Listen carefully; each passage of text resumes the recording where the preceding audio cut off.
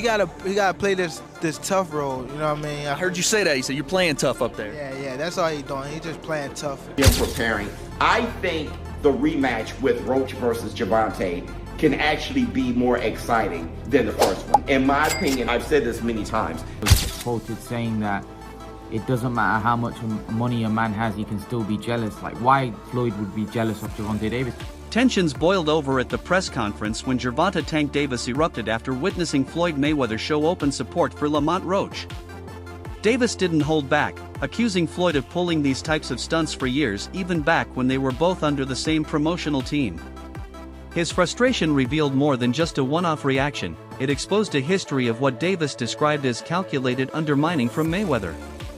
According to Davis, Floyd has consistently chosen to show up for others while downplaying his achievements, reflecting a long-standing rift that had quietly simmered beneath the surface of their once close relationship. Floyd outdoing him. He always been like that. I gotta focus on what I'm focusing on. He already did what he had. One of the most talked about flashpoints in their strained relationship came when Mayweather scheduled one of his own exhibition fights on the same day as a major press conference for Davis. The timing seemed deliberate, strategically crafted to divert media attention from Davis and reclaim the spotlight for himself. Davis responded publicly, accusing Floyd of being driven by jealousy and an insatiable need to remain relevant, even at the expense of those he once mentored. For Davis, this moment symbolized how Floyd's self-interest had repeatedly overshadowed his rise. For fans and insiders, it reignited suspicions of a mentor-turned-rival dynamic that has plagued their narrative for years. Floyd, I want to switch gears real quick, man. Gervonta said I'm not signed to a single soul. So is Tank now a free agent, or is he still signed with Mayweather Promotions? Well, this is the Mayweather Getty press conference. So I'm here to talk about Dubai. I'm here to talk about entertaining the people, having fun, and I'm not here to talk disrespectful or bad about any fighter. You know, they say America is the land of the free. You know, so we live, we love, and we keep striving each and every day. That's what life is about. Another contentious moment came when Gervonta Davis was scheduled to face Frank Martin. Shockingly, Floyd Mayweather threw his support behind Martin, even training him directly. Davis viewed this move as a betrayal, especially since he believed Mayweather shared his own techniques with Martin, placing him at a tactical disadvantage.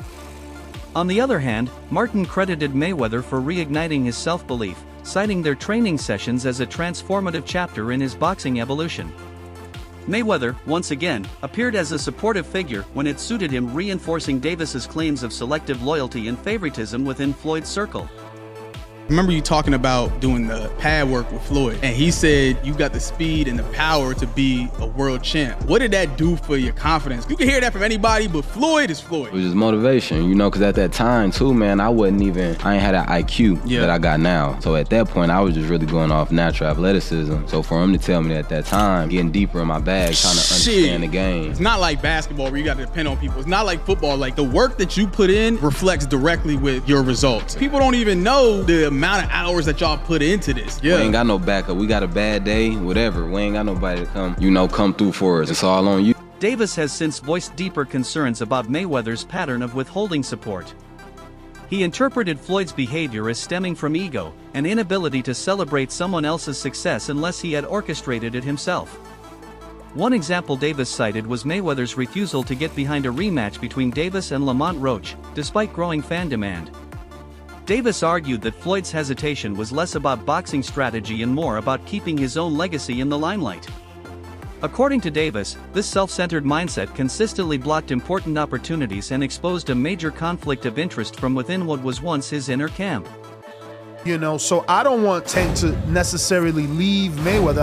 I think he's in this position because of everything that Mayweather and Leonard LB have done for him. So I do want him to do what he is saying. Take control of your career. Say that you want Shakur and actually fight Shakur. Say that you want Devin and actually fight Devin.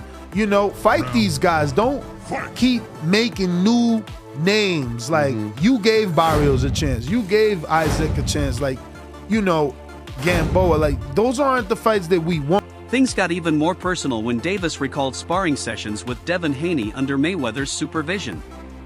Davis claimed that whenever he began to dominate Haney during those sessions, Floyd would conveniently call for pauses. These interruptions seemed to occur just as Davis was building momentum, leading him to suspect Mayweather as showing bias toward Haney. This perceived favoritism deeply frustrated Davis, who believed he was being robbed of valuable growth moments. In his view, Mayweather's partiality revealed a larger truth, that he was no longer interested in mentoring Davis, but rather in propping up other rising stars, often at Davis's expense. Floyd outdoing him. He always been like that. You know what I mean? So I gotta focus on what I'm focused on. He already did what he had to do, bro. I ain't gonna lie. Me, if I did what I like what he did in the sport, I ain't gonna lie, I'd be the same way. You know what I mean? So I don't follow him for like stand to himself and things like that. You know what I mean? But it's also a part of me type thing, like come back and help too. You know what I mean? So it's much love to the whole Mayweather promotion. You know what I mean? Ain't no bad blood type of shit. And a lot of people think like when I be tweeting on Instagram, I be mad. I just be talking. Insiders close to the situation have long acknowledged the underlying friction between Mayweather and Davis. Their disagreements have reportedly touched on everything from fighter matchups to training regimens, with Mayweather often questioning Davis's strategic decisions even when titles, legacy, and major paydays were on the line. Despite these tensions, Davis appears more focused than ever ahead of his next bout. His intense preparation and renewed mindset have impressed even his harshest critics, and surprisingly, even Mayweather has taken note. For Davis, the stakes couldn't be higher, another misstep, and his career momentum could vanish. But this time, he's preparing like a man who knows his reputation is on the line. So the Tank Davis vs. Lamont Roach rematch is being targeted for June 21st in Las Vegas. Now it's good that they're running it back without wasting any time, because Roach absolutely deserves a rematch. I mean, I thought he outboxed Tank the last time around. He came up a division as a gigantic 10-1 underdog. And he was the one on the front foot, landing his jab, the body shots, the combinations, throwing a lot more volume. I had it 7-5 Roach, and the no knockdown in round 9 was the reason it was a draw. If that knockdown was scored, that would have been a decision for Roach. But with all that being said, I do like Tank a lot more in the rematch. I thought he fought way too much on the back foot in the first fight, especially the first few rounds. He would land 1 or 2 punches per round. But as he started becoming the aggressor in the later rounds, he kept landing a lot more left hands and body shots. So Tank just needs to make this a dogfight, get into more exchanges, and that's where he'll land a lot more punches on Roach. When he's sitting on the back foot waiting for a counter, that's where Roach is comfortable and winning most of the rounds. So if Tank can fight the same way he did against Ryan Garcia, rounds 3 to 7, against Mario Barrios in the later rounds, or Frank Martin rounds 4 to 8, if he's the one on the front foot, then I do think he'll stop Roach in the... The buzz surrounding a rematch between Davis and Roach is reaching a boiling point. Analysts agree that their first bout left too many questions unanswered. Controversial stoppages, inconsistent judging, and untested strategies have made a second meeting feel inevitable. Las Vegas has emerged as the top contender for hosting the event, promising the kind of global spotlight and electrifying atmosphere both fighters thrive under. For Davis, this rematch is a chance to silence critics and reclaim control of his narrative. For Roach, it's an opportunity to cement his rise as a legitimate world-class threat. But beyond belts and records, this rematch could redefine their legacies. Lamont Roach throwing his hands fast as hell. He's in the gym preparing. I think the rematch with Roach versus Gervonta can actually be more exciting than the first one. In my opinion, I've said this many times, the actual fight itself wasn't that crazy. The crazy thing is what you've never seen before, the knee. But as far as a boxing match, it was, if you look at the copy box, they didn't throw a lot of punches. It wasn't like, it wasn't really a great fight. But as far as the fight itself, this second one can't, because I think Tank is coming for blood. He's not going to pull his punches at all. I don't think he really did the first time, but I'm not sure how well he prepared or how mentally focused he was. I think you're going to get the very best Tank in a rematch, and you may just get an even better Lamont Roach, since Lamont Roach don't have to speculate if he's good enough. He fought Tank. He has more confidence now than he did before, and he felt that he was robbed. So he's going to be on one. I think the rematch is going to be far more exciting. Gervonta Davis's highly publicized split from Mayweather Promotions sent shockwaves through the boxing world, not only for its drama but for what it revealed about the internal tug-of-war between control and mentorship. While Floyd Mayweather had carefully mapped out a strategic, step-by-step development plan for Davis, Tank pushed back, determined to take full control of his career trajectory. What started as a business disagreement exposed deeper philosophical divides: loyalty versus independence, protection versus empowerment. In choosing freedom, Davis embraced both the thrill and the peril of autonomy. His decision laid bare the often precarious relationship between a fighter and a mentor-turned-manager in the unforgiving landscape of elite boxing. Tank said, "I'm not signed to a single soul." So is Tank now a free agent, or is he still signed with Mayweather Promotions? Well, this is the Mayweather-Deji press conference. So I'm here to talk about Dubai. I'm here to talk about entertaining the people, having fun. And I'm not here to talk disrespectful or bad about any fighter. You know, they say America is the land of the free. You know, so we live, we love, and we keep striving each and every day. That's what life is about. Adding an interesting twist to the post-fight fallout, Jeff Mayweather, Floyd's uncle and a respected trainer in his own right, spoke candidly about the aftermath of the Davis vs. Roach bout. While he expressed surprise at the outcome, Jeff stopped short of labeling it a robbery. He reiterated his respect for Davis but acknowledged that Lamont Roach's performance might have punctured the illusion of Davis's invincibility. According to Jeff, fighters who once hesitated to call out Davis may now see a clearer path to victory. His insight highlights a subtle yet powerful shift in the boxing landscape, where perception often defines opportunity. Jeff Mayweather here at the Mayweather Boxing Club. How are you doing, sir? Okay. You don't look okay. All right, well, we got this potential rematch everybody wants to see, Tank Davis versus Lamont Roach. First of all, are you surprised that everybody's wanting to see a rematch between these two? Because no one expected it to be a close fight in the first place. That much is true. I mean, me, myself, I'm a big Tank fan. And I was shocked.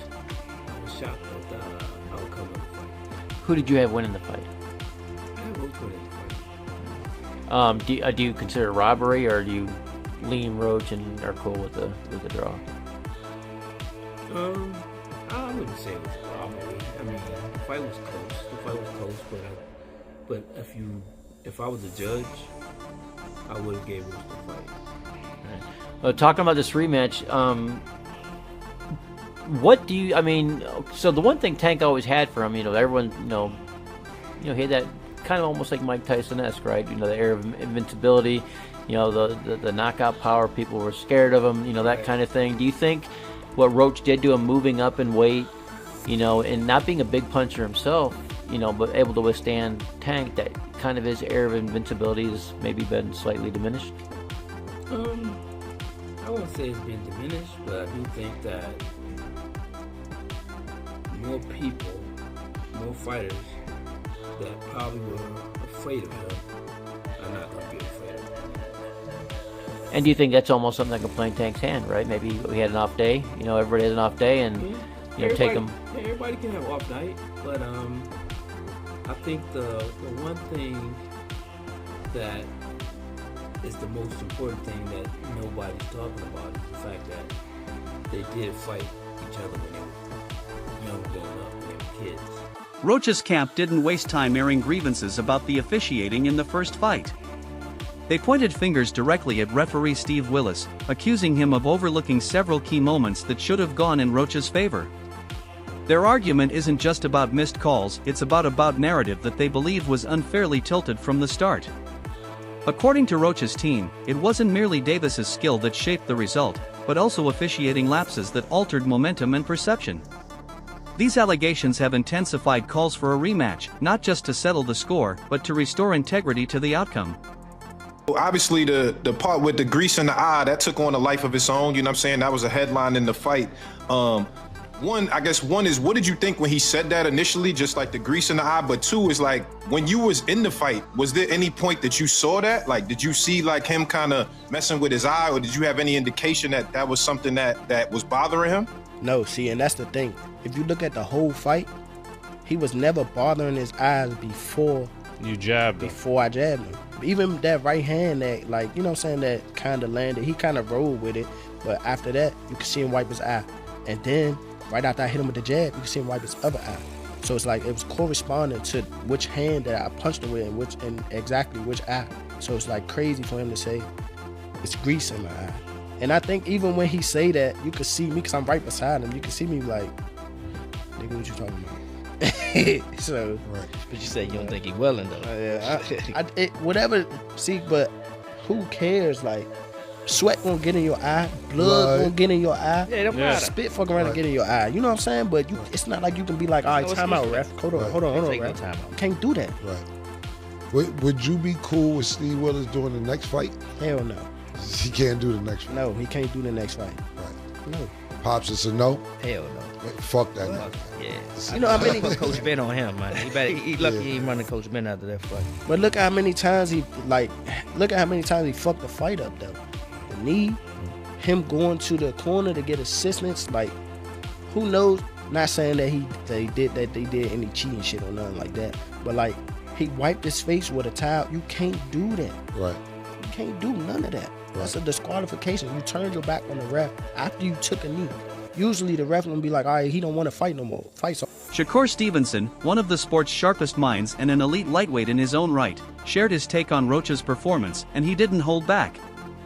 Having previously sparred with Roach, Stevenson praised his defensive awareness and high ring IQ, predicting before the fight that Roach's strategy would be rooted in tactical precision, not brute force.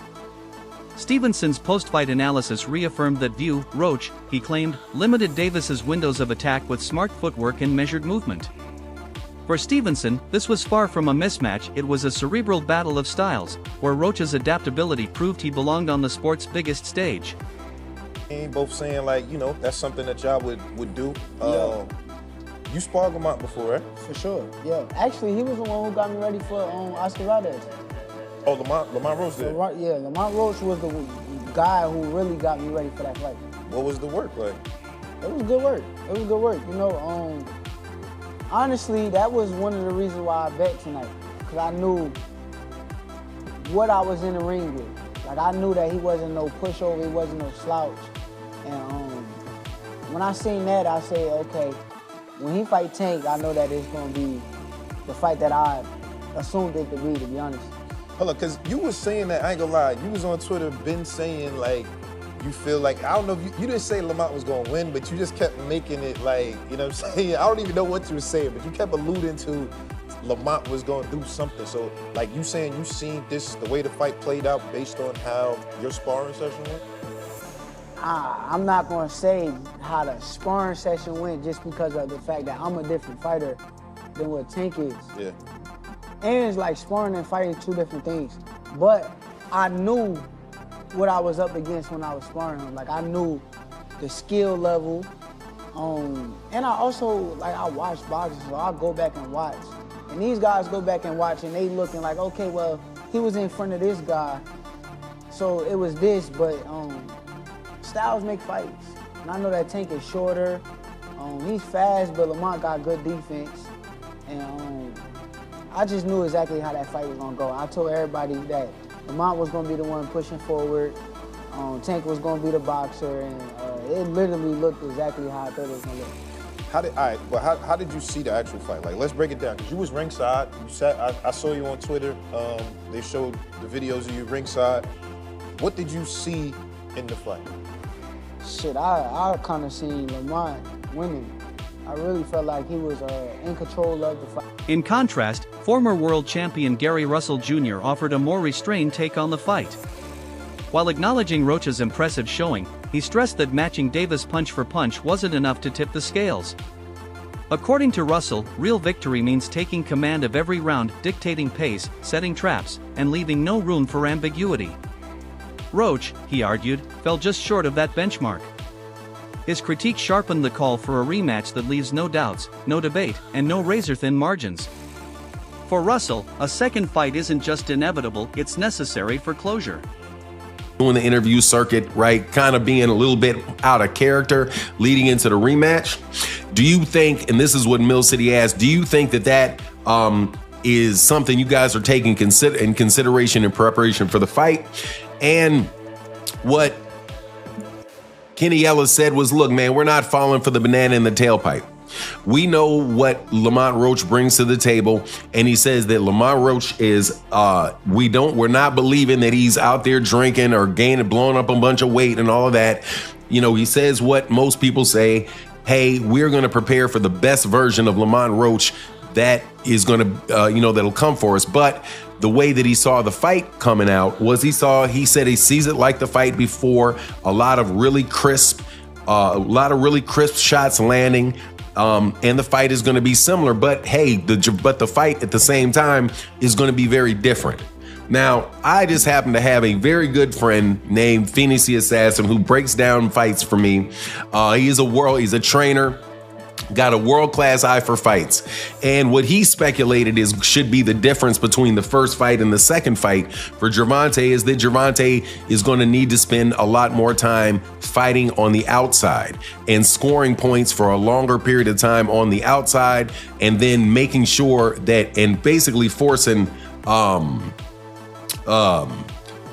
Roach to try to initiate something with slower hands, score his points, and get out. And he said the reason that he believes that Lamont Roach would be able to do that. In preparation for that high-stakes rematch, Gervonta Davis is leaving no stone unturned. His training camp has shifted into overdrive, with each session laser-focused on eliminating the vulnerabilities that surfaced in the first encounter. From power drills and footwork refinement to mental conditioning, Davis has embraced a rigorous plan with a single goal in mind, not just to win, but to dominate. He's made it clear, a close decision won't cut it this time. Davis wants a definitive knockout, the kind that removes all doubt, all debate, and reasserts his claim as the division's most dangerous man. Everybody really think Tank go take the L. I've been seeing it. They said it's over. They think that this time Lamont go in more confident, knowing that basically he can, really take it to Tank. Yeah, I want him to go in there confident. He's very skilled. Go in there confident, because you gonna go up against a different Tank. Like I told y'all in previous videos, he gonna go in there confident, thinking he could walk Tank down.